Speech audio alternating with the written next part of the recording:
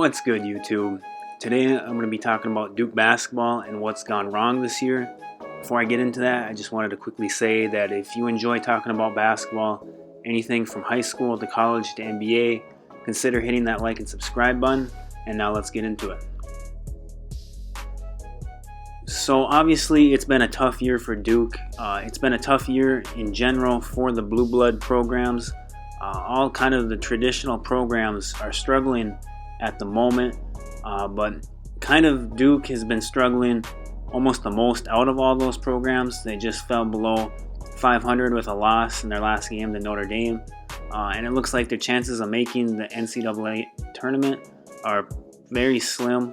It looks like they'd have to win the ACC tournament if they wanted to make the NCAA tournament, and obviously for Duke basketball, that is well below their standards and what they're accustomed to over there in Durham. So one thing that I think's really hurt Duke this year has been COVID. I think every team in the country could probably use this excuse, but maybe I guess if every team's dealing with it, then it's not necessarily an excuse.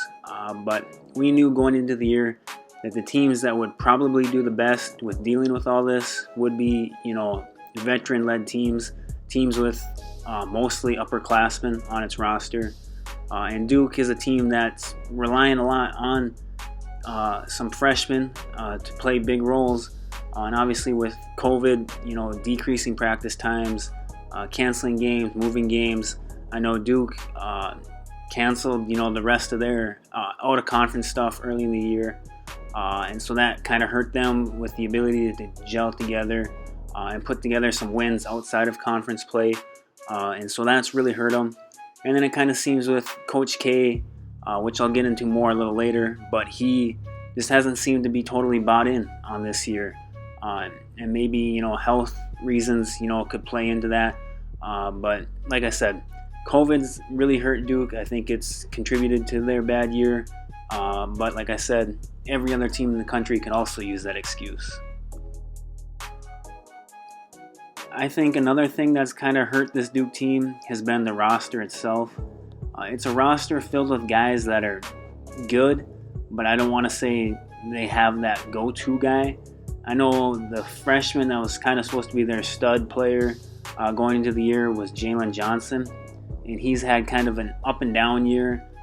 He'll show or have flashes in games where he looks like he can be that guy, and then he'll have other games where he's just completely, out of it and doesn't look like he's, the top prospect that he should be. And so I know, along with Jalen Johnson, the team itself on the defensive side of the floor just hasn't been able to put it together. Some of it kind of seems to be effort related, maybe it's scheme related, but whatever the reason, they're just not able to get the stops down the stretch that they need to pull out some of these games, and so that's hurt them as well. And the last thing that I think has kind of hurt this Duke team, it may be controversial, maybe not, because I've seen a lot of Duke fans on Instagram and Twitter pages talking about it, but they're not happy with Coach K and his ability to coach.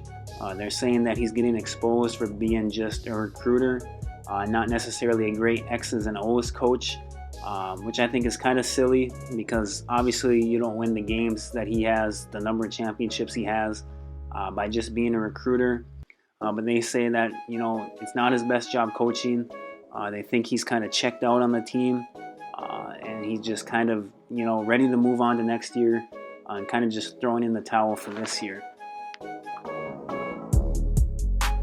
So those are just kind of my thoughts on what's been wrong with Duke basketball this year. Like I said, obviously COVID's hurt them. The roster is probably not the best roster they've ever had there. And I don't think Coach K is doing his best coaching job that he's ever done with the team. So I'd love to hear what you guys have to say about Duke basketball. What do you think's wrong with them? Do you think they're going to bounce back next year? And just in general, do you think the other top programs that are down this year, do you think they're going to bounce back next year? I'd love to hear what you guys have to say about that. Hit the like and subscribe button, and I'll talk to you guys later.